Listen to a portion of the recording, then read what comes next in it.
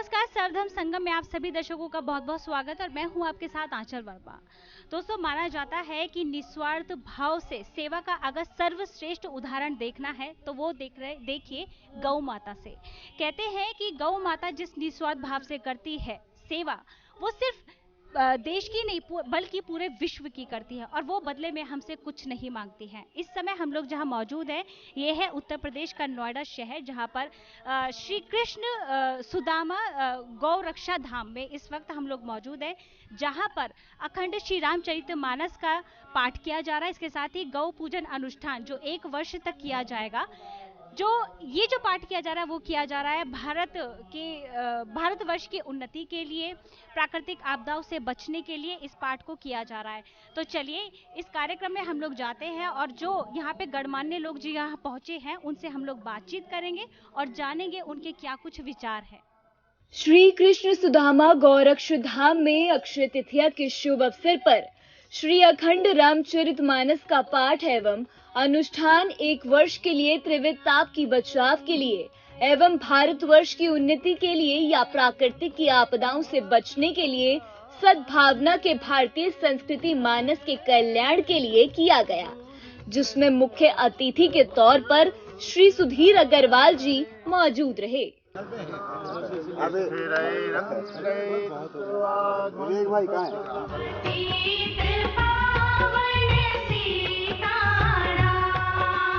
हो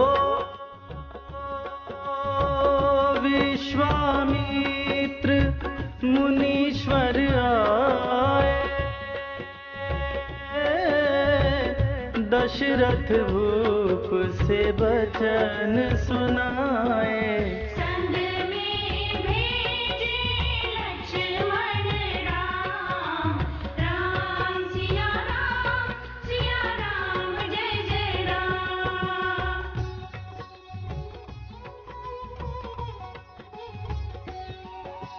हो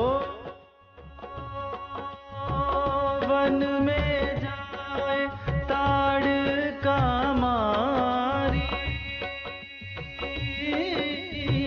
चरण छुआई अहिल्या तारी।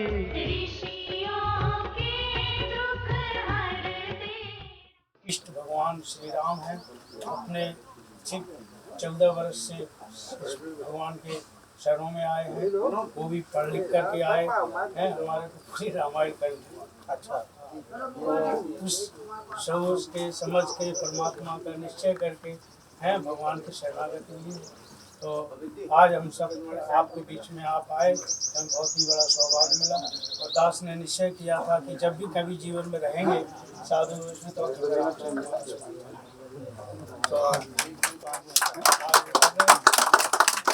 पहले 108 दिन की रामायण पिछले वर्ष हुई थी। तो कौन सा जैसा आए थे? टंडन साहब आए थे। और इसके बाद दूसरे भी आए थे, तो उसमें हुआ था। और इस वर्ष आप आए, 1 साल की है। तो अब आपके स्वजन से अब 1 वर्ष का है। अच्छा, वो भी अनुष्ठान ऐसा है कि ब्राह्मण लोग यहीं रहेंगे, बड़ा संयम नियम से हर चीज का ध्यान रखते हैं। तो हम सबका वो है, क्योंकि हमारे परमात्मा है, हम सब रोना गाना भगवान श्री राम के लिए और भगवान राम श्री गायों के लिए। इसके अलावा हमारा कोई जीवन नहीं। और किसी भी व्यक्ति से भगवान के सदैव आश्रित रहते हैं। किसी भी के जो कहते हैं कि जयगत हैं भगवान की दास हो, तो किसी का अन्य व्यक्ति का आदमी आश्रय करे, तो वो आश्रय हमारा सिर्फ परमात्मा का है। बकाया किसी का आश्रय नहीं। परमात्मा पे रहते हैं कि ये परमात्मा आप जो कराओगे सो, तो उसी के इसमें है। तो आप आए, बहुत बहुत हमारा सौभाग्य। हमारा वो सदैव हमारी गौशाला है, हम सब बोल रहे हैं। वो आपसे आशा है कि गौ के भी आंसू पहुँचे आप, जिससे कि गौ को भी कुछ सम्मान मिले।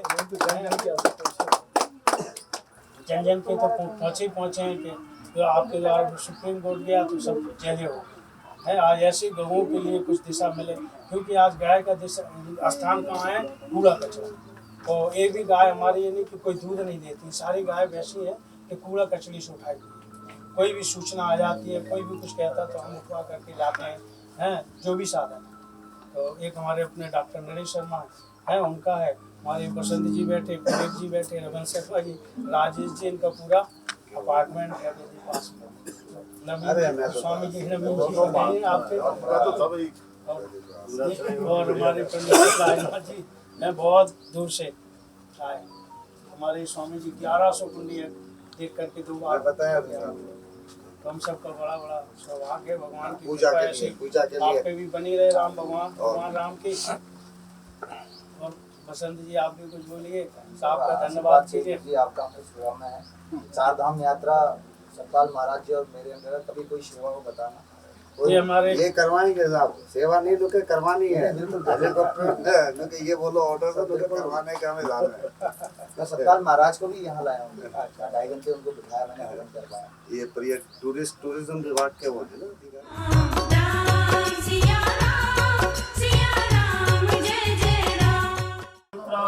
पवित्र पवित्र वा सर्वावतांगतो विदाया समरेत पुंडरीकाक्षं स्वाभाजामि यंत्रं सुचि पुंडरीकाक्ष पुनातु आचमन करवाइए। ओम केशवाय नमः, ओम माधवाय नमः, ओम नारायणाय नमः। हस्तो प्रक्षाल्य ऋषिकेशाय नमः। हरि ओम स्वस्ति न इंद्र वृद्धश्रवाः स्वस्ति नः पूषा विश्ववेदाः स्वस्ति नस्तारक्षो अरिष्टनेमिः स्वस्ति नो बृहस्पतिर्दधातु वृषदस्वां मरुतः पृश्निमातरः शुभं जामानो विदधे भोजनमायाः अग्निर्जिह्वा मानवः विश्वेनो देवा अवसागमन्या भद्रं कर्णेभिः शृणुयाम देवा भद्रं पश्यैमाक्षभिर्यजत्राः स्थिरैरङ्गैः शरदौ अन्ते देवा जत्रा न शकरा जरसं तनो नाम पुत्रासो जत्रा पितरौ भवन्ति मानो मध्य।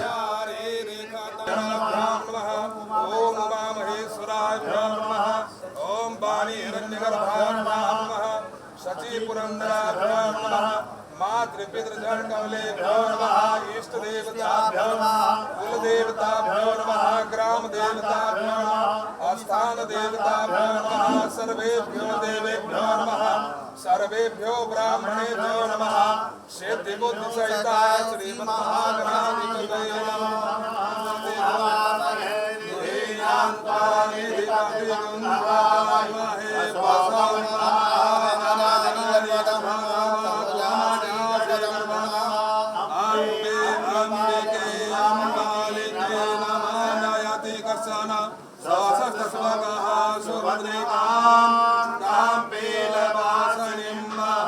ओम सुमुखस्य एकदन्तस्य कपिलोकदकालम्बोदरस्य विघ्ननाशो विनायकम् ओम रकेतुर्गणाध्यक्षो भालचन्द्रो गणानाद्वादशेतानि नामानि अपठेतनियादपि सिद्ध्यर्थं पूजितो यः सुरासुरै विघ्नानास्तस्मै गणाधिपतये नमः सर्वमङ्गलमाङ्गल्ये शिवे सर्वार्थसाधके शरण्ये त्र्यम्बके गौरी नारायणे नमोस्तुते वक्रतुण्ड महाकाय सूर्यकोटि समप्रभा निर्विघ्नं कुरु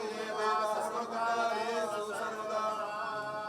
संपूर्ण रामायण यथा कालेन संकल्पम अहम करिष्ये उसमें छोड़ जो रामोदयति दैवन्तादो सप्तस्य तथैवैति दूरंगमन ज्योतिकाम ज्योतिरेकान्तन्मे पाद्यम हस्तो अर्घम मुखे आचमनीयम सर्वांगी स्नान्यम भगवते श्री गणेशं विकाभ्यां नमः।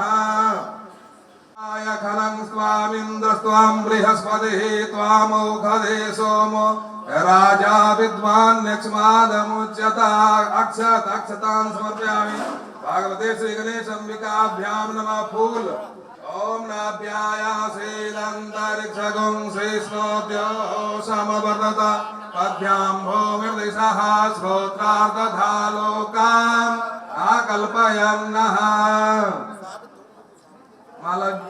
ओम माल्यादनि सुगंधनि माल्यादनि वै प्रभो मायाहितानि पुष्पाणि पूजार्थं प्रतिगृह्यताम्। सोपासहस्ताय जटासनाय जलाधिनाथाय नमो नमस्ते। चंद्रमा मनसो जात चक्षुः सूर्यो वजायत श्रोत्रार्धवायुश्च प्राणस्य मुखादग्निरजायतः। ॐ ब्रह्मा मुरारी स्त्रिपुरान्तकारी भानो शशि भौमिसुतो बुधश्च गुरुश्च शुक्रः शनिराहुकेतवः सर्वे ग्रहाः शान्तिकरा भवन्तु। भगवते श्री नवग्रहाय देवताभ्यो नमः।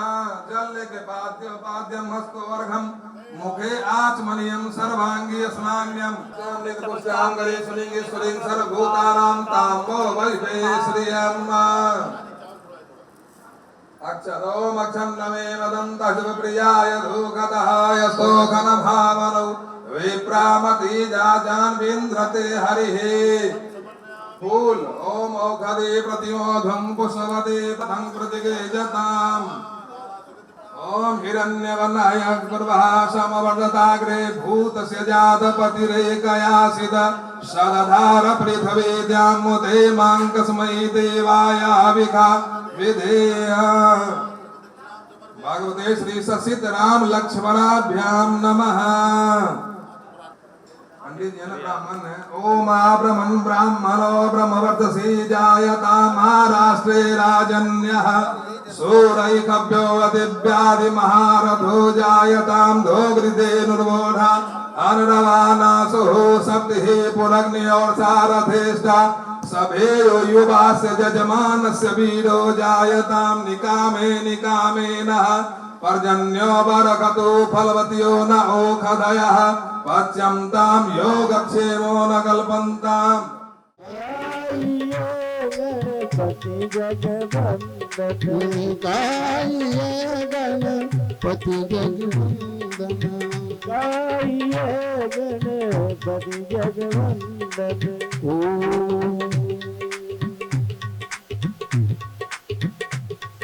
जो सुमिरते सिद्धि होय गणनायक करिवर बदना करौ अनुग्रह सोय बुद्धिराशि शुभ गुण सदना। मूक होई वाचाल पंगु चढ़ै गिरवर गहना जासु कृपा सुदयाल द्रवहु सकल कलिमल दहन। नील सरोवर श्याम तरुण अरुण बारिज नैना करहु सुमन उरधाम सदा क्षीर सागर शयन। कुंदिंदु समद उमारमण करुणा जानी बरन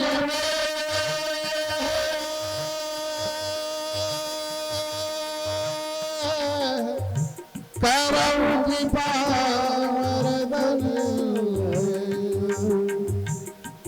ओम बंदो गुरुपति कंज कृपा सिंधु नर रूप हरे महामोह तम पुंज जासु बचन रवि जय सिया राम जय सिया राम जय जय विघ्न हरण हनुमान।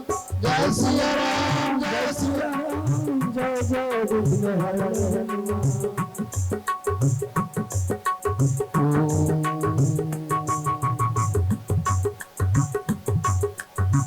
गंगा गुरु पद पदम परागा सूर्य सुभाष सरसय अनुरागा। अमी आहुरी माया पूरन कारू श्रवण सकल सुकृति शंभुतन विमल विभूति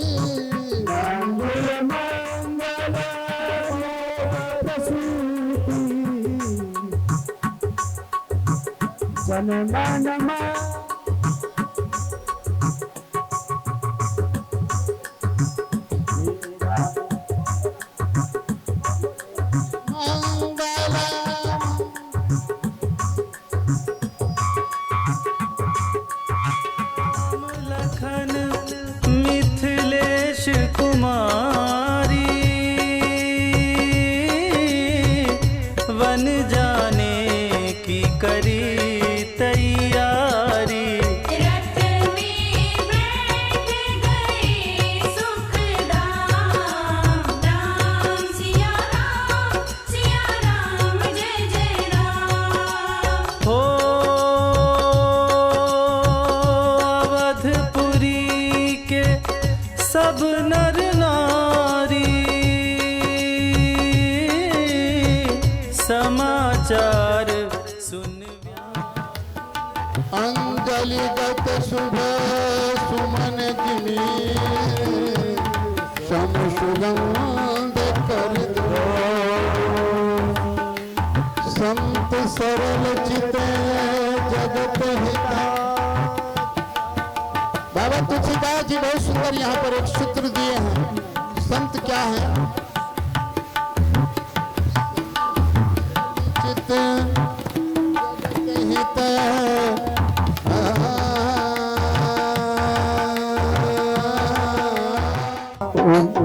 तो हम आप सभी का तहे दिल से बहुत बहुत धन्यवाद करते हैं। अभी जज साहब और जो उनके अंगरक्षक हैं वो नाश्ते के लिए प्रांगण में जाएंगे, तो मेरी और सभी से विनती है कि वहाँ पे कम से कम संख्या में लोग जाएं। फोटो सेशन वो बाद में कर लेना। हम अपने जो हमारे मेहमान हैं, आप सभी मेहमान हैं, मगर कुछ सुरक्षा तकनीकी कारण की वजह से हम ज़्यादा भीड़ भाड़ और कोरोना प्रोटोकॉल जो है, तो हम चाहेंगे कि हम नाश्ता कराएं, उसके बाद जज साहब से उसे सब अपना फ़ोटो कराना, मिलना, आशीर्वाद लेना। तो मैं निवेदन करूंगा कि जज साहब और उनके जो अंगरक्षक हैं वो सब वन की तरफ, तुलसी वन की तरफ, वृंदावन की तरफ चलें और जो भी अल्पहार फलहार है उसको ग्रहण करें। साथ में हमारे सीओ जो है पवन त्यागी जी भी और सीओ धर्म संगम के ये भी और विष्णु साहब बाबा, तो और सब अभी आप लोग श्रवण करें, तब तक हम तब तक दोबारा फिर पधारते हैं। जय श्री राम। नाव चढ़ाए लक्ष्मण राम, राम सिया राम जय जय राम। हो उत्तराई में मुदरी दीनी केवट ने। नमस्कार, सर्वधर्म संगम में आप सभी दोस्तों का बहुत बहुत स्वागत है। और इस समय मेरे साथ जो है, मैं जिनके साथ हूँ, ये है सुधीर अग्रवाल जी, जो इलाहाबाद हाई कोर्ट के न्यायाधीश, पूर्व न्यायाधीश रह चुके हैं। इसके साथ ही आप एनजीटी के आप जुडिशियल मेंबर भी हैं। तो सर, मैं आपसे जानना चाहूँगी, जैसे आप यहाँ प्रोग्राम में आए हैं, आपको एक तरह से कहा जाए कि आप पर्यावरण अदालत को संभाल रहे हैं, तो मैं आपसे जानना चाहूँगी कि हम सभी जानते हैं पशु पक्षी जानवर के लिए पर्यावरण उनका घर होता है। आपकी अदालत में इनके लिए क्या संविधान है? देखिए, कोई संविधान तो अलग नहीं होता है, पर्यावरण तो पर्यावरण ही है। और पर्यावरण से जो संबंधित कानून है वो बहुत थोड़े से कानून हैं। और एनिमल प्रोटेक्शन है, क्रूअल्टी प्रोटेक्शन के प्रिवेंशन वगैरह के जो कानून हैं, उसके अलावा कोई अलग से बहुत पर्यावरण से संबंधित कानून नहीं बने।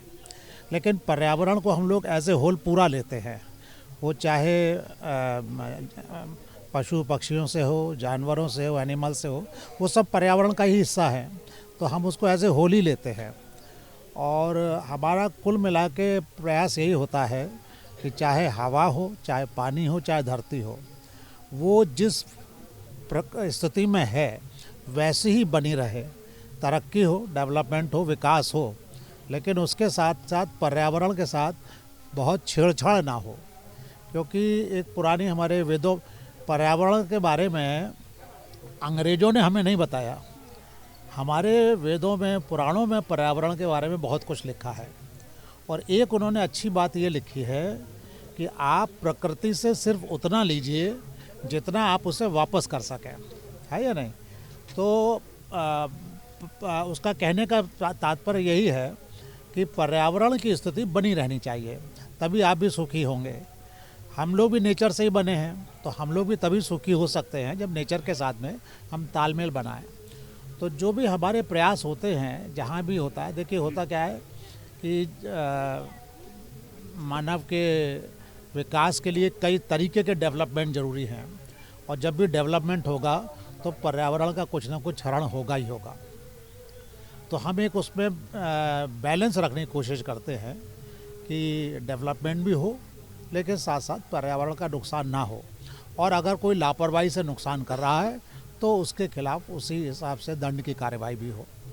यही हम लोग करते हैं और यही आप लोगों से भी उम्मीद रखते हैं कि जनता में इसका जो है इतनी अवेयरनेस हो कि पर्यावरण को सुरक्षित रखने के सारे प्रयास किए जाए, और जिसमें सबसे पहला आप ही लोगों के स्तर पर जो घर से शुरू होता है वो है सफाई। प्रधानमंत्री जी ने भी योजना चलाई है स्वच्छ भारत की, है ना। लोगों में बहुत फ़र्क पड़ा है, सोच में फ़र्क आया है। और अगर ये स्वच्छता का आप अपने कहते हैं डेली रूटीन में ऐड कर लें इसको, तो ओवरऑल बहुत असर पड़ सकता है। सर, जैसे कि हम लोग अभी यहाँ आप हैं गौ रक्षा धाम में, तो मैं आपसे जानना चाहूँगी कि जैसे जो पर्यावरण हमारे जो गौ से है बहुत धार्मिक भावनाएं जुड़ी हुई है। हर एक इंसान की जो हिंदू धर्म से जुड़ा हुआ है उसकी बहुत आस्था उससे जुड़ी हुई है, लेकिन हम देख रहे हैं कि प्रजातियां लुप्त होती जा रही हैं, तो उसमें आपका क्या रोल है? देखिए, प्रजातियां लुप्त होने के मामले में हमारा ऐसा बहुत रोल नहीं है, क्योंकि ये लॉ एंड ऑर्डर की प्रॉब्लम है। आज की तारीख में हज़ारों की तादाद में गोवंश जो है, आपको पता होगा कि हमारी बॉर्डर एरिया से वो दूसरे देशों में बहुत जा रहा है। हज़ारों की तादाद में डेली स्मगलिंग हो रही है उसके, ख़ासतौर पे बांग्लादेश बॉर्डर पर, है ना। इस पर ज़बरदस्त स्मगलिंग हो रही है। उसको रोकने का काम गवर्नेंस का है, यानी सरकार का है, और सरकार यानी लॉ एंड ऑर्डर की बात है ये। हम अगर कोई आदेश इसका कि गो हत्या ना हो या गायों को ये सुरक्षा दी जाए, ये एनजीटी के परव्यू में नहीं आता है, ये हमारे परव्यू में नहीं आता है बात। हमको तब हम पर्यावरण का कोई नुकसान हो रहा हो तब तो बात कर सकते हैं। जैसे काउ स्लॉटर एक्ट है, उसका कोई वायलेशन करता है तो वो हमारे पास पे नहीं आता है। एनजीटी के बारे में लोगों को थोड़ा सा कन्फ्यूज़न है, लेकिन 7 एक्ट उस एक्ट में लिखे हुए हैं। अगर उनका उल्लंघन हो रहा है तब हम कार्रवाई करते हैं, और उनका उल्लंघन नहीं है तो हमारे कार्रवाई करने में नहीं आता है। तो जैसे इतना डेवलपमेंट हो रहा है और उसके साथ साथ आपको पर्यावरण को भी बनाए रखना है, तो आपकी लाइफ में मतलब ऐसे क्या चैलेंजेस आते हैं दोनों को बैलेंस करना? देखिए, सबसे बड़ा चैलेंज तो ये आता है कि एनजीटी को जो है इवन सरकार या ट्रेडर्स, बिल्डर्स, डेवलपर्स सब विलेन मानते हैं। वो ये समझते हैं कि हमारी जो है विकास की कार्रवाई को ये रोकने में लगे रहते हैं। जैसे आपने सड़क खोदी तो मिट्टी आपने उखाड़ दी। जो टॉप सॉइल होती है खेत के, है ना, ये बहुत कीमती होती है, और अगर एक बार ख़राब हो जाए तो इसको दोबारा बनने में 100 साल लगते हैं। यानी पेड़ों की कीमत का अभी सुप्रीम कोर्ट ने अंदाज़ा लगवाया था, तो एक एक पेड़ को, जो मान लीजिए 20 साल 30 साल का पेड़ हो, उसकी जो नुकसान ऑक्सीजन की वजह से और अलग अलग चीज़ों से नुकसान होता है, वो करीब 30, 40, 50, 76 लाख तक उसको आंका गया कि अगर 100 साल का पेड़ है तो 76 लाख रुपए का एक पेड़ काटने से नुकसान होता है, और हम सैकड़ों हज़ारों पेड़ रोज़ काट देते हैं। आज आपने पेपर में पढ़ा होगा कि लगभग 3 फुटबॉल का जो ग्राउंड होते हैं उसके बराबर का जो एरिया होता है, इतनी जगह, इतने जंगल जो है रोज़ कट रहा है, रोज़ कट रहा है। तो इससे कुल मिला के रेनफॉल पे, टेम्परेचर पे, सभी पे असर पड़ता है। जी हाँ, एयर पॉल्यूशन भी बढ़ता है। तो ये तो मेरा मानना ये ऐसा है कि ये सिर्फ अदालत से नहीं सुधर सकता। इसमें तो जनमानस को अपनी तरफ से जो है ना एक आहुति देनी पड़ेगी और उन सबको मिलके इस पर काम करना पड़ेगा। अब आप कहते हैं दिल्ली की हवा बहुत पॉल्यूट हो गई है ना, कहते हैं, कैसे सुधरेगी? उसको सुधारने में भी तो आप ही लोग मदद करेंगे। ऐसा तो नहीं होता कि दूसरे की गाड़ी बंद कर दो लेकिन मैं तो कार से पॉल्यूशन करूँगा ही करूँगा, ऐसा तो हो नहीं सकता है। तो अगर जनमानस हमारे साथ चले और अगर उसकी इच्छा जो है, पॉल्यूशन किसी की प्रॉपर्टी नहीं है। दिक्कत क्या आती है, पर्सनल प्रॉपर्टी में लोग संभाल के चलते हैं, नुकसान ना हो, लेकिन पॉल्यूशन में किसी को नुकसान तुरंत नहीं लगता है, इसलिए लोग लापरवाही करते हैं। तो इस लापरवाही से थोड़ा सा बचने की ज़रूरत है और कुछ नहीं करना है, सिर्फ अपने लेवल पर, इंडिविजुअल लेवल पे जितनी सुरक्षा आपको स्वच्छता वगैरह के लिए करनी है उतनी करें, हमारा काम हो जाएगा। बहुत धन्यवाद। यहाँ पर आए हैं, अखंड रामचरितमानस का पाठ यहाँ पर रखा गया है, स्वागत आपका किया गया, आपको यहाँ पर आकर कैसा लग रहा है? और ये पाठ 1 साल तक चलेगा। देखिए, ये अब मैं एज मेंबर एनजीटी या फॉर्मर जज की हैसियत से नहीं कह रहा। बेसिक बात है, मैं भी एक साधारण आदमी हूँ। अक्षय तृतीया का शुभ दिन है, ऐसे दिन मुझे गोरक्ष धाम में एक धार्मिक कार्य में भाग लेने का मौका मिला है, तो मैं इसको क्यों छोड़ दूँ? तो मैं आया हूँ, बहुत अच्छा लग रहा है। और मैं अधार्मिक आदमी नहीं हूँ, नास्तिक नहीं हूँ, है ना। धर्म को मानता हूँ, उसको पूरी तरह से फॉलो भी करता हूँ, लेकिन हाँ, अपने कार्यों में उसको मिलाता नहीं हूँ। अगर मैं जज का काम करता हूँ तो उस समय सिर्फ जज का काम करता हूँ, और जब जज की कुर्सी से नीचे उतर आता हूँ तो फिर मैं सुधीर अग्रवाल हो जाता हूँ और उसके काम करता हूँ। सर, आप राम मंदिर के मुद्दे से जुड़े हैं और अब तो वो 2024 में भगवान राम जी का मंदिर भी अयोध्या में हम लोगों को देखने को मिलेगा, और जैसे कि यहाँ पर भी अब देश के किसी भी राज्य में चले जाएं तो भगवान राम जी की जय जयकार हो रही है, तो इसके लिए देखिए, पहली बात तो ये, मैं मुद्दे से नहीं जुड़ा हूँ जी, ये बात थोड़ी उचित नहीं होगी। ये एक विवाद था जो सैकड़ों सालों से चल रहा था और 1949 से अदालत में पेंडिंग था, है ना। मुझको 2008 में मौका मिला कि जो अदालत हाई कोर्ट में इसको सुन रही है मैं उसको सुनूं और उसको तय करूं। उस समय मैंने अपने चीफ जस्टिस से ये कहा था, जब उन्होंने मुझे इस बेंच पे नॉमिनेट किया था, कि अगर मुझे नॉमिनेट किया तो मैं ये बात तय कर दूंगा। तो उन्होंने कहा, अरे बड़ा सेंसिटिव मैटर है ये, सारे लोग इन्वॉल्व हैं, जरा सी बात पे तलवारें खिंच जाती हैं, है ना, और आप कैसी बात कर रहे हैं। मैंने कहा, मैं ये जानता हूँ कि ये मुकदमा है और इसको तय होना चाहिए, तो मैं इसे तय कर दूंगा। तो फिर वो बोले कि नहीं ये तो अच्छी बात है, अगर ये तय हो जाए, और ब्रदर थोड़ा सा प्रिकॉशन भी रखने की ज़रूरत है। मैंने कहा, मैं सही अच्छी नीयत से जो सही होगा वो करने की कोशिश करूँगा, यही एक न्यायाधीश का काम होता है। तो कठिनाइयाँ कहाँ आई? क्योंकि हम देख रहे हैं ये मुद्दा काफी समय से है, बाबरी मस्जिद वाले अपना दावा पेश कर रहे हैं और जो राम जन्मभूमि के हैं वो अपना दावा पेश कर रहे हैं, तो कठिनाई कहाँ आई इस क्या कह सकते हैं कि फैसला सुनाने में? देखिए, फैसला सुनाने में कोई कठिनाई नहीं थी, फैसला सुनाने में कठिनाई नहीं थी, तय करने में कठिनाई नहीं थी। झगड़ा तो इसलिए होता है कि धार्मिक संकीर्णताएं हर तरफ है ना।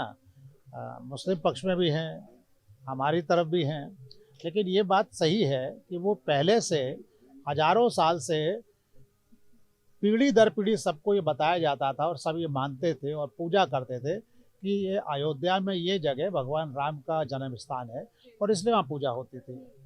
और इस बात के काफ़ी सबूत थे, और इस बात का भी सबूत था कि जब ये जगह मस्जिद की फॉर्म में बन गई थी, उसके बावजूद भी हिंदू वहाँ पे लगातार पूजा करते थे। और ये फादर टिफिन थैलर थे, जो जिनकी मतलब उनकी जो कब्र है वो आगरा में बनी है। उनको संस्कृत उर्दू का बड़ा अच्छा ज्ञान था। उन्होंने 1740 से 60 के बीच में पूरा हिंदुस्तान का भ्रमण किया था और वो अयोध्या भी गए थे। तो उन्होंने बाकायदा नक्शा बनाया है अपनी उसमें डायरी में। वो उन्होंने जैसे कहते ट्रैवलर डायरी लिखते थे वो, और वो लैटिन में लिखते थे, इसलिए लोगों को पता नहीं लगा। लैटिन से उसका ट्रांसलेशन फ्रेंच में हुआ, फिर फ्रेंच से कुछ लोगों को पता लगा तो हमने उसको मंगाया, फिर इंग्लिश ट्रांसलेशन कराया। तो उन्होंने ये लिखा है कि जब मैं वहाँ गया तो वहाँ हिंदू लोग साष्टांग लेट कर दंडवत जो है वहाँ पूजा करते थे और ये मानते थे कि यहाँ पर जो है भगवान राम जो है, उनके जो लॉर्ड राम हैं, उनका ये जन्म हुआ था। तो ये आज की बात नहीं है, 250-400 साल पुरानी बात है। तो इस बात की काफ़ी एविडेंस थी कि ये पुरानी जगह है। अब ये कि बाद में राजाओं के बारे में तो कोई कंट्रोल था नहीं, राजा तो जिस पे हाथ रख देता वो जगह उसकी हो जाती थी। तो वहाँ पे एक मस्जिद बन गई थी, लेकिन जब क्लेम था तो क्लेम तो सबको मालूम था क्या होना है, इसीलिए वो उसी के अनुसार तय भी हो गया। सुनाने में कोई दिक्कत नहीं थी। हाँ, कुछ प्रेशर आते हैं जो फॉर डिफरेंट रीज़न थे, क्योंकि 2010 में जब हमने फैसला सुनाया तब माहौल बहुत अलग था, है ना। 2019 में जब यहाँ सुप्रीम कोर्ट से हुआ है तब तो आप जानते हैं माहौल बिल्कुल बदल चुका था। एग्जैक्टली। लेकिन 2010 में परिस्थिति बहुत भिन्न थी और उस जमाने में तो ये स्थिति थी कि सबको डर लगता था कि जरा सा हाथ लगा दो तो कितना खून खच्चर ना हो जाए भगवान जाने, है ना, कितनी आग ना लग जाए, गॉड नोस। तो उस जमाने में प्रेशर ज़्यादा जो था वो बेसिकली इसी बात की लोग कोशिश कर रहे थे हाईएस्ट लेवल पर कि आप तय मत करिए। ये नहीं था कि आप क्या करिए, ये करिए, वो करिए, कोई नहीं कहता था। कोशिश ये हो रही थी कि आप तय मत करिए और हम उसके लिए बिल्कुल दृढ़ संकल्प थे कि हम इसको तय करेंगे और वही हमने काम किया। नहीं, तभी किया, 2010 में ही किया था हमने, तो 2010 में फैसला दिया था। एक्चुअली हमने तो 2010 में फैसला दिया और हमारे लिए यही सबसे बड़ी बात है कि इस मामले में जिसका नाम सुन के भी जो है तलवारें खिंचाती थी, उसमें हमारे फैसले के बाद ना पत्ता खड़का, ना किसी को खरोंच आई। और क्या चाहिए अदालत से, आप और क्या चाहते हैं, है या नहीं। और हमने ये भी तय कर दिया कि भगवान राम वहीं पैदा हुए थे।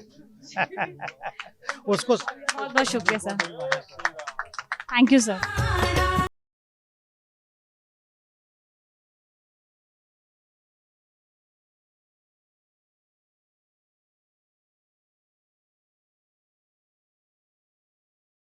लक्ष्मण तुम जाओ वानरपति को यूं समझाओ।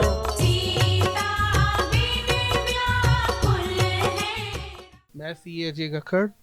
एक लंबे समय से हम ये सोच रहे थे कि काऊ को इंडिपेंडेंट कैसे बनाया जाए। काऊ अपने लाइफ साइकिल में 25 से 30% टाइम में ही दूध देती है। इसके अलावा उसके और प्रोडक्ट्स हैं जैसे काऊ डंग, गोमूत्र। तो हमारा पर्पस था कि उसे इंडिपेंडेंट बनाने के लिए उनके अदर प्रोडक्ट्स का कैसे यूज़ हो सके। इस प्रोसेस में हमने काऊ डंग को चुना और उससे लकड़ी बनाने का प्रयास किया जो अलग अलग जगह पे यूज़ हो सकती है।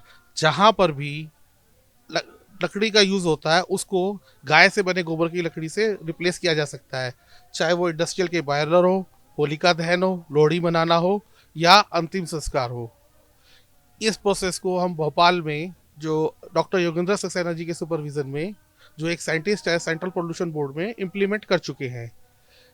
इस चीज़ को हम दिल्ली में भी लार्ज स्केल पे लाना चाहते हैं। अभी दिल्ली में कहीं भी सेलिब्रेशंस 100% गोकास्ट से नहीं हो रहे हैं।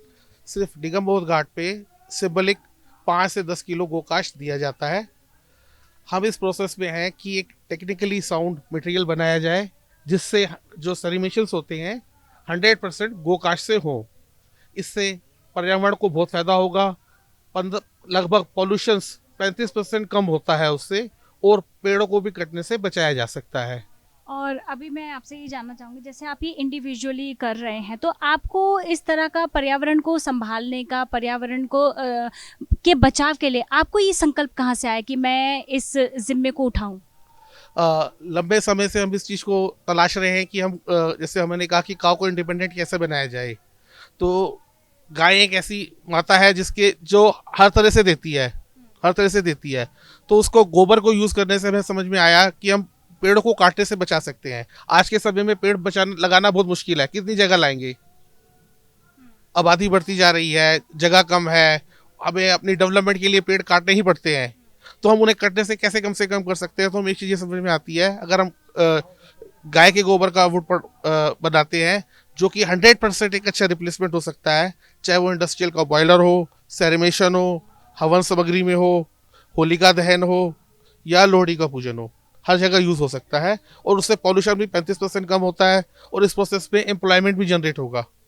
तो ये जो आपकी संस्था या मतलब जो आपके साथ जो लोग जुड़े हुए हैं ये आप इसमें मतलब क्या सोचते हैं एम्प्लॉयमेंट क्या रहेगा मतलब वो कुछ अपने बारे में बताएंगे कि मतलब किस तरह का आप ये रोल निभा रहे हैं? देखिए, इस समय दिल्ली में लगभग 350 सेलिब्रेशंस रोज होते हैं। ये 2019-20 का एमसीडी का डाटा है। 350 सेलिब्रेशंस रोज के होते हैं। एक लकड़ी जिसमें एक सेलिब्रेशन में 300 से 400 टन लकड़ी लगती है। सेम चीज को रिप्लेस किया जा सकता है 250 से 300 किलो गोकाश से। तो गोकाश बनाने के लिए जो गोबर अभी अल्टीमेटली प्रॉपरली यूज नहीं हो पा रहा, हालांकि उसकी ऑर्गेनिक खाद बनती है मगर स्टिल ये सरप्लस में है। तो उसको लकड़ी को जो बनाया जाता है तो एक प्रोसेस में 6 से 8 लोगों का एम्प्लॉयमेंट आता है। 350 अगर सेलिब्रेशन दिल्ली के इस पर शिफ्ट किए जाए तो कम से कम डेली बेसिस पे 50,000 गाय का भरण पोषण हो सकता है। 50,000 कॉज और कॉज को उसके लिए किसी डोनेशन की जरूरत भी नहीं पड़ेगी। और फिर ये जैसे जो गायें होती हैं जिन्हें जो मतलब ऐसी छोड़ दिया जाता है तो क्या आप उनके लिए भी कोई स्टेप उठाते हैं? डेफिनेटली हम गौशालों से जुड़े हुए हैं और हमारा संकल्प यही है कि आने वाले समय में सड़क पे कोई गाय ना दिखे, सब प्रॉपर प्लेस पे गौशालों के अंदर हो विद सम्मान के साथ। चलिए, थैंक यू सो मच और बहुत बहुत सारी हमारी विशेष है कि आप बहुत जल्द बहुत अच्छा कार्य आप कर रहे हैं और हमारी बेस्ट विशेष है कि आप इस तरह का कार्य अगर करते रहेंगे तो निश्चिंत मतलब जाहिर सी बात है हमारे युवकों को भी एम्प्लॉयमेंट मिलेगा और उन्हें एक आपसे एक प्रेरणा भी मिलेगी। थोड़ा सा हमें उम्मीद है सेरिमेशन सेंटर्स का भी वो डिटर्मिनेशन नहीं है, क्योंकि किसी भी सिस्टम को शिफ्ट करने में थोड़ा सा टाइम लगता है समझाने में, और वो लोग एनजीओ टाइप हैं, वो 100% टाइम डिवोट नहीं कर पाते और कुछ वो इतना हेडेक नहीं लेना चाहते। तो किसी तरह उनको हम कन्विंस करने का प्रयास कर रहे हैं कि हम इसे कितनी जल्दी इम्प्लीमेंट कर सकें। Thank you so much, thank you. इस समय मैं जिनके साथ हूँ वो हैं हमारे महंत राम मंगल दास प्रभु जी महाराज जी। जैसे कि आज का जो आयोजन रहा है बहुत ही खूबसूरत रहा है। रामचरित मानस का आप पाठ कर रहे हैं और गौ पूजन का अनुष्ठान आपने किया है जो 1 साल तक चलेगा। तो मैं आपसे जानना चाहती हूँ कि गाय माता की सेवा करना बहुत ही पुण्य का काम होता है, तो आप ये जो पूरा कार्यक्रम रहा है इससे आप क्या संदेश देना चाह रहे हैं या फिर आपके मन में ये उद्देश्य, ये संकल्प, ये जो संकल्प है वो आपको कहाँ से आया है? ये संकल्प हम सबको जन्म से संस्कार से है, पारिवारिक संस्कार से है और गौ माता भगवान को प्रिय है। भगवान राम ने कहा गौ दुज हितकारी, भगवान गाय के हितकारी हैं। यदि जो व्यक्ति गाय का हित करता है तो भगवान उससे डबल प्रसन्न होते हैं। एक बार भगवान का भजन करने से नहीं होते हैं, लेकिन जो व्यक्ति गाय का हित करता है उससे भगवान अत्यंत खुश होते हैं, एक अति खुश प्रसन्न होते हैं। तो ये भगवान की ही कृपा है जो भगवान स्वयं कराते हैं, तो भगवत कृपा ही मानते हैं। और ये जैसे हम लोगों ने यहाँ पर देखा है कि बहुत सारी जो गाय है और उसका आप बहुत अच्छे से पालना कर रहे हैं, मतलब क्या क्या आपको लगता है कि मतलब जीवन मतलब आप लोगों को क्या संदेश देना चाहेंगे कि वो इस तरफ अपना रुझान करें? इस तरफ आएँ, अपने मानव जीवन को सफल बनाएं। जब तक व्यक्ति गौ के चरण में नहीं आता है, जैसे रामायण में लेकर सादर सुमरण जे नर करें ते गोपद भवनित तरई, बिना गाय के तरण तारण नहीं है। तो इसलिए कि गाय के शरण में आएँ, भगवान को जानें, भगवान की महत्ता को समझें। वो गाय के पास आएंगे, आपको सात्विक प्रवृत्तियाँ आएंगी, परिवार में संस्कार आएगा, आप निरोग होंगे। स्वामी जी, आप बचपन से ही मतलब इसी तरफ उनका आपका रुझान रहा है, मतलब क्या आपका अनुभव रहा है? ये हम अपने बचपन से ही, जब से ये बच्चेपन से ही कर रहे हैं, लेकिन 14 वर्ष की अवस्था से संत वेश में आए तब से और अधिक कर रहे हैं और करते करते आप सबके बीच में इतने बड़ी गौशाला है सबके द्वारा। बहुत बहुत धन्यवाद स्वामी जी। हमारी एक संस्था है D night wings young foundation, जिसके तहत हम लोग मानव की सेवा, सोसाइटी के लिए अच्छा काम करने के लिए प्रेरित रहते हैं ऑलवेज। जब महाराज जी के बारे में सुना कि महाराज जी गाँव की अच्छी सेवा कर रहे हैं, और महाराज जी ने वीडियो में एक ऐड दिया था कि गौ सेवा के लिए हमें शेड की व्यवस्था चाहिए, शेड नहीं होने के कारण गौ वंश मृत्यु को प्राप्त हो रहे हैं, तो बड़ा हमें मतलब दुख हुआ। बोले कि फिर मुझे इच्छा हुई कि पहले एक बार महाराज जी से मिलें। तो महाराज जी से मैंने महाराज जी के दर्शन के लिए गया। त्रिलोकपुरी में महाराज जी का चिल्ला गाँव में ही अपना आश्रम है। महाराज जी से पूछा, महाराज जी कहाँ पर आपने गौवंश की ऐसी कर रखी व्यवस्था जहाँ पर वो मृत्यु को प्राप्त हो रहा है। महाराज जी ने बताया कि ऐसे सेक्टर 146 में हमने गौ के लिए पूरा एक जगह ले रखा है, लेकिन क्या ना सेट वेट नहीं होने की वजह से, शीत में उनके ऊपर छत नहीं होने की वजह से शीत बड़ी गिरती है और वो मृत्यु को प्राप्त होते हैं। तो हम चाह रहे थे कि थोड़ी जो लोग इधर उधर ये कर लेते हैं, खर्चे कर लेते हैं, कुछ अगर हमें सपोर्ट मिल जाए तो फिर हमें बड़ा अच्छा लगा। हमने बोला कि नहीं, day night wings young foundation already इसी काम के लिए है ही, लोगों की सेवा करने के लिए, वो मानव जाति के हो, पशु जाति के हो, किसी भी। और गौ माता तो गौ माता ही है। धर्म ग्रंथों में भी कहा गया है कि गौ माता के लिए आप जितना अच्छा करें आपको हमेशा ही पुण्य मिलते हैं, आपको सौभाग्य मिलता है कि आप अच्छा कर्म कर पाएंगे। तो हमने क्या है कि सबसे पहले सेक्टर 146 का मुआयना किया, और हमें जब दिखा कि नहीं सही बात है, ऐसे महाराज जी के कथन सत्य हैं, तो फिर हमने क्या है वही आप देख ही पा रहे हैं कि शेड की व्यवस्था करवा दी, जिससे कि क्या है कि कम से कम गौवंश की रक्षा हो सके। और बड़ा अच्छा लगा हमें भी करके, ये नेक काम करके। कहते हैं लोग, कहते हैं कि भाई आप एक बार बताओ कि आप अपने पैसों को कैसे आप कन्वर्ट कर सकते हो, कि भाई कल को परलोक में अगर आप जाओ तो अपने पैसों को कैसे ले जा सकते हो। तो देखिए, उसका सबसे अच्छा रास्ता ये है कि आप अपने पैसों को, जैसे आप विदेश जाते हैं डॉलर कन्वर्ट करते हैं या उसकी करेंसी कन्वर्ट करते हैं, यहाँ आप अपने पैसों को पुण्य में कन्वर्ट कीजिए, सेवा कीजिए, आप मानव की सेवा करें, गौ की सेवा करें, ये पुण्य में कन्वर्ट होते हैं। और इसी पैसों को, ये पुण्य आपके परलोक जब आप जाते हैं तो आप के लिए हर तरह से वो सेवा मदद आती है, आपके लिए कार्यरत होते हैं। मैं आपसे एक चाहूँगी कि आप हमारे युवकों को वो संदेश दें जो आज कहीं और ही जिनका मतलब रुझान है, जो सोशल मीडिया से रिलेटेड है, मतलब कहीं भी। तो मैं आपसे, क्योंकि आपका जो हम सुन रहे हैं बहुत ही प्रेरणादायक है कि आपने वो इनिशिएटिव लिया है, तो आप आज के युवकों को क्या कहना चाहेंगे? मैं सारे युवकों को यही कहूँगा कि देखिए, आप बिल्कुल आप अपने हिसाब से आप अपने खर्चे कीजिए, जो भी करते हैं अपनी मस्ती कीजिए, लेकिन कुछ समय, कुछ पैसे ना, कुछ सपोर्ट आप मानव जाति के लिए भी करें, कुछ आगे बढ़ें और मानव जाति के लिए काम करें, ये कुछ गौ सेवा करें, जिससे आपको खुद के लिए संतोष होगा, परम सुख प्राप्त होगा, और आपको लगेगा कि नहीं हमने कुछ अच्छा काम किया है, संतोष होगी अपने मन में। तो हम सारे युवकों को ये कहेंगे कि अपनी सेविंग्स में कुछ पैसे बचा करके ना, ये मानव सेवा के लिए अपने कदम को आगे बढ़ाएं। आपका नाम? मेरा नाम सीए विवेक लाल है, और मैं सीए की प्रैक्टिस भी करता हूं, और मैं ये day night wings young foundation से काफ़ी वर्षों से जुड़ा हुआ हूं, और इसके साथ ही बस मैं भी अपना कदम बढ़ा करके रखा हूं। कुछ 2 कदम मैं इनके साथ भी चलता हूं, इनके लिए काम करता हूं जितने समय मिलती है। मैं अपने कार्य में बहुत बिजी हूं, लेकिन फिर भी मैं कुछ समय ज़रूर निकालता हूं कि इसके लिए कुछ हम अच्छा काम कर सकें, और इसी बहाने मैं महाराज जी से और बहुत लोगों से मुलाकात होती रहती है, मैं समाज में मतलब अपना स्टेप रख पाता हूँ। जी, बहुत बहुत धन्यवाद। मेरा नाम चंद्र सेठी है, मैं एक बिल्डर हूँ नोएडा में, सेठी ग्रुप नाम से, और यहीं मल्टी स्टोरी बिल्डिंग्स बनाते हैं। तो आज मैं गौशाला आया, मुझे बहुत सुंदर लगी गौशाला, और मुझे गौ माता की सेवा में मेरा बहुत प्यारा लगाव है शुरू से ही, और आज भी मुझे बहुत अच्छा लगा यहाँ आके, और यहाँ हम अपना जो योगदान होगा वो हम यहाँ दिया करेंगे। बस, धन्यवाद।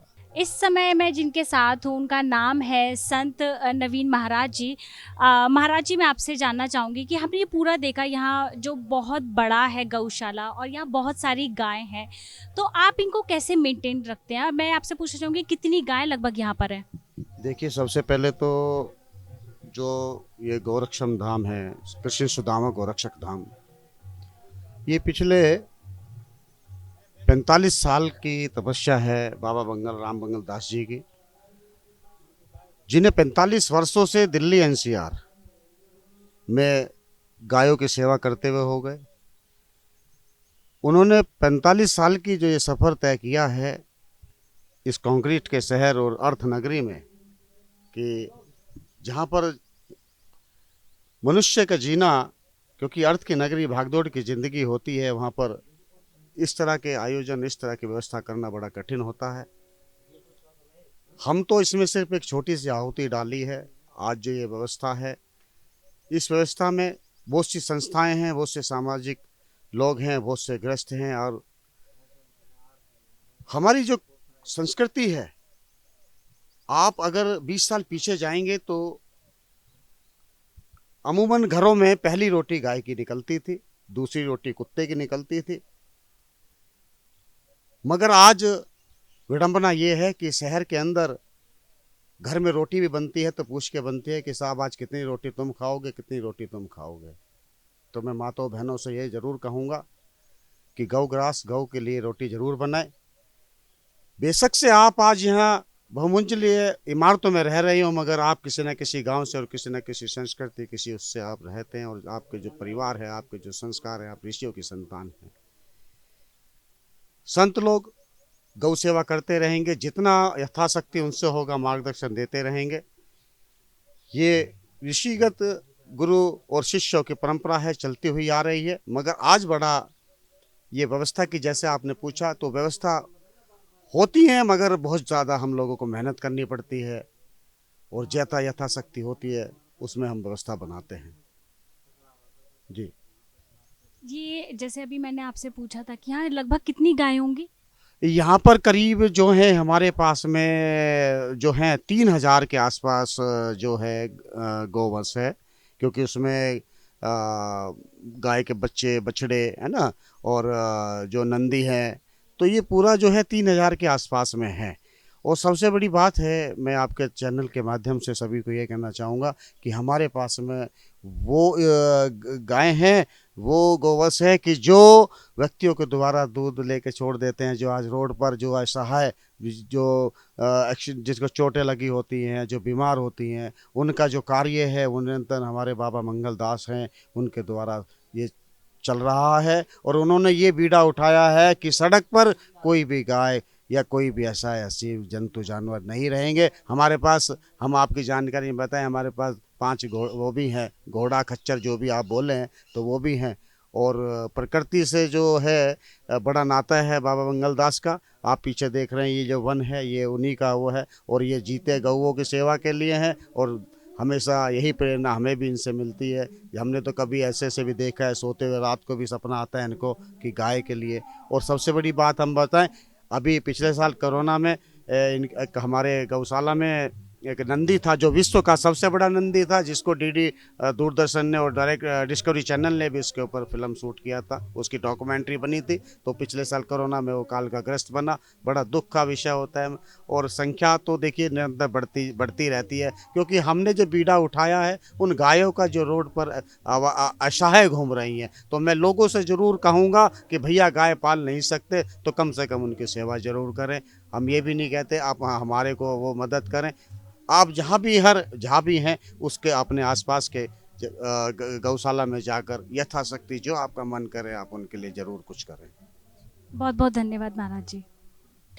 मोहन शर्मा जी, मैं आपसे जानना चाहूँगी, आप यहाँ पे इनसे नवीन महाराज जी से और राम मंगल महाराज जी से आप कितने साल से इनके साथ जुड़े हुए हैं, और क्या आपका योगदान यहाँ रहता है? वैसे तो मुझे ज़्यादा समय नहीं हुआ है, लगभग 1-1.5 साल के करीब इनके संपर्क में आया हूँ, नवीन जी महाराज, मंगलदास जी महाराज के। और जब भी पता चलता है कुछ ऐसा यहाँ पे आयोजन यहाँ पर या किसी और आश्रम में होता है, तो जितना यथाशक्ति मेरे से हो सकता है सेवा करने की कोशिश करता हूँ। बाकी इतना तो मैं नहीं हूँ कि मैं कुछ कर रहा हूँ, ऊपर वाला जैसी शक्ति देता है उतना होता है, थोड़ा बहुत जो। तो आपका मतलब संकल्प ये अभी आया है कि आप पहले से ही जो है गौ रक्षा के लिए आप संकल्प लिए थे कि मुझे करना ही करना है कुछ? नहीं, ऐसा नहीं है कि संकल्प लिया है, पर जब भी होता है मन में चला आता हूँ कि करना है सेवा के लिए। ऐसे है कि गौ सेवा करने का मौका मिल जाता है यहाँ पे भी। वैसे मैं दिल्ली में रहता हूँ तो सड़कों पे देखता हूँ बहुत सारी गाय ऐसे घूमती रहती हैं कूड़ेदानों पे, वहाँ तो देख के ना मन बड़ा दुखी होता है। जैसे कि लोग गाय पाल तो लेते हैं लेकिन उनकी देख रेख सही से नहीं कर पाते हैं, और उन्हें गंदगी खाने के लिए सड़कों पे छोड़ देते हैं, और फिर वो शाम को दूध निकालने के लिए फिर घर ले आते हैं, फिर दूध निकाल के फिर छोड़ देते हैं। तो यही है कि सब लोग अपने घरों में पहली रोटी गाय के लिए निकालें, और जब भी वहाँ पे गाय आती है अपने उस गाय को खिलाएं, तो कम से कम गाय को 1 रोटी मिलेगी। आपके घर से 1 रोटी जाएगी, उसको गाय को रोटी मिलेगी, वो गंद खाने से बच जाएगी। बहुत बहुत धन्यवाद। मैम, मैं आपसे जानना चाहूँगी कि आप यहाँ प्रोग्राम में आए, यहाँ पे जो ये आयोजन रहा बेहद ही खूबसूरत रहा और गौ माता के लिए जिस तरह से यहाँ पे जो बताया गया है, तो ऐसा लगता है कि हाँ सच में हमें भी अब एक उमंग उत्साह आता है कि हमें भी कुछ करना चाहिए। आप यहाँ की ट्रस्टी हैं, तो मैं आपसे जानना चाहूंगी कि कैसा ये कार्यक्रम और क्या संकल्प आपको आता है कि आप इस तरह का इनिशिएटिव लेते हैं? बस यही है कि बस जब एक तो सबसे पहले हमारे बाबा जी का बहुत बहुत धन्यवाद। मतलब मैं परसों, मुझे नहीं ऐसा ध्यान था कि बाबा जी ने यहाँ सारे शेड लगवा दिए हों। मैं परसों मंदिर गई तो मैंने बोला बाबा मैं आज मंदिर है वहाँ गाय, उन्होंने गौशाला बनाई है तो गायें खुली धूप में खड़ी थी। मेरा मन बहुत घबराया। एक बार तो मेरा मन हुआ मैं जाके अंदर बोलूँ, फिर लेकिन वहाँ कोई उस टाइम आफ्टरनून में कोई होता नहीं है वहाँ। मैं फिर मंदिर आना था, मैं मंदिर आई, मैंने बाबा को आते ही बोला, मैंने कहा बाबा हमारी गौशाला वहाँ पहले गायें खुली होती थी, अब उनकी इतनी गर्मी पड़ रही है तो शेड है। बाबा कहते हाँ देवी जी आप आते कहाँ हो वहाँ, जाते कहाँ हो? तो मैंने बाई चांस कार्यक्रम था, मैं जब आई हूँ तो मैं तो बस बहुत आनंद आ गया मुझे कि गायें जो है, और बाबा की सबसे बड़ी बात ये है कि बाबा ने यहाँ जो गायें बेचारी बिल्कुल पैरालाइज हो चुकी हैं, बीमार हैं, उन सबको ऐसे प्यार से जगह दी हुई है कि जिसका कोई हिसाब नहीं है। लोग इनसे इस बात के लिए नाराज भी हो जाते हैं कि आप गौशाला इतनी बड़ी बना रहे हो और आप दूध वाली गाय क्यों नहीं ज़्यादा रखते, लेकिन बाबा के मन का भाव है और हम इस चीज़ को नमस्कार करते हैं कि जो इतना अच्छा भाव है कि जो बीमार गाय हैं उनको भी देखते हैं अच्छे से। हमारे चैनल के माध्यम से आप लोगों को क्या संदेश देना चाहेंगे इस बारे में? यही है कि गाय सेवा करो, गाय में ही मंदिर है, भगवान सारे गाय के अंदर ही है ना, तो उसी में मंदिर है। अगर वही हमारी गायें मतलब सड़कों पे घूमती रहें तो ये तो भगवान का शुक्र है हमारे यहाँ संतों की सरकारें आ गई हैं जो इस चीज़ को थोड़ा सा उस तरीके से लेती हैं, सपोर्ट करती हैं, तो इस चीज़ में बहुत आनंद है। आचार्य जी, हमने सुना है कि आपने विदेशों में भी रहकर के जो है गौ माता की जो है सेवा की है, क्या आपको कोई मुश्किलात नहीं आई इसमें? नहीं, यहाँ से ज़्यादा मानने वाले तो वहाँ लोग हैं। वहाँ के लोगों को, आपको बच्चों को वहाँ देखिए मंदिर में बहुत रश होता है। ट्यूजडे मैंने मोस्टली 20-30 कंट्री में काम किया हुआ है और यूएसए में, कैलिफोर्निया में रहा, Los Angeles, San Diego, New York, मतलब a lot of city I did there. मैंने बहुत सारा काम किया वहाँ और भारतीय संस्कृति का प्रचार प्रसार किया और वैदिक शिक्षा से मेरा संबंध रहा और वैदिक शिक्षा का ही मैंने प्रसार किया वहाँ पर। अपना कुछ नहीं, सब भगवान की जो कृपा, जो वेद से निकला है आपके, जो शाश्वत सत्य है। जैसे गौ माता है, इसके विषय में गौ से ही हमारा जीवन है, अगर गाय नहीं तो हमारा जीवन हिंदुत्व नहीं है, सनातन नहीं है। गौमूत्र देखिए कितनी सारी बीमारियां उससे निकल जाती हैं आपसे आप, उसमें हमें एलोपैथी कोई ज़रूरत नहीं है, बहुत सारी बीमारियां हम गौमूत्र पीकर ठीक कर सकते हैं। और गाय का दूध नहीं, ये अमृत है, गाय से ही भारतीय संस्कृति का रक्षण है। यदि गौ माता का पालन पोषण नहीं हुआ तो भारतीय संस्कृति और सनातन जो है खतरे में पड़ जाएगा, बड़ा मुश्किल हो जाएगा इसका संवर्धन करना। और हमारे महाराज जी के संरक्षण में आप देखिए 4-5 हज़ार गायें। वैसे तो लोग आप देखते हो कि व्यक्ति बड़ा स्वार्थी है, गिव एंड टेक वाली ज़िंदगी हो गई, लेकिन महाराज जी के यहाँ ऐसा कुछ नहीं।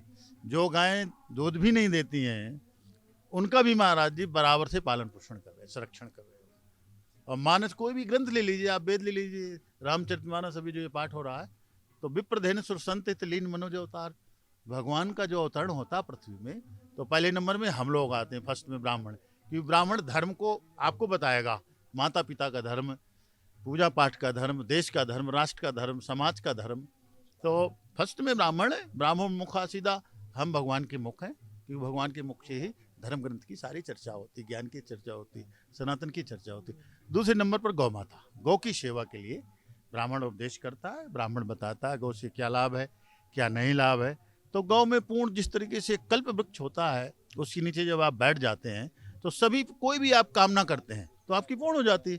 इसी प्रकार से गौ माता हमारी कल्प वृक्ष से भी आगे। गौ में सभी प्रकार के देवी देवता जितने भी है हमारे आपके सनातन धर्म में, सब देवी देवताओं की प्रतिष्ठा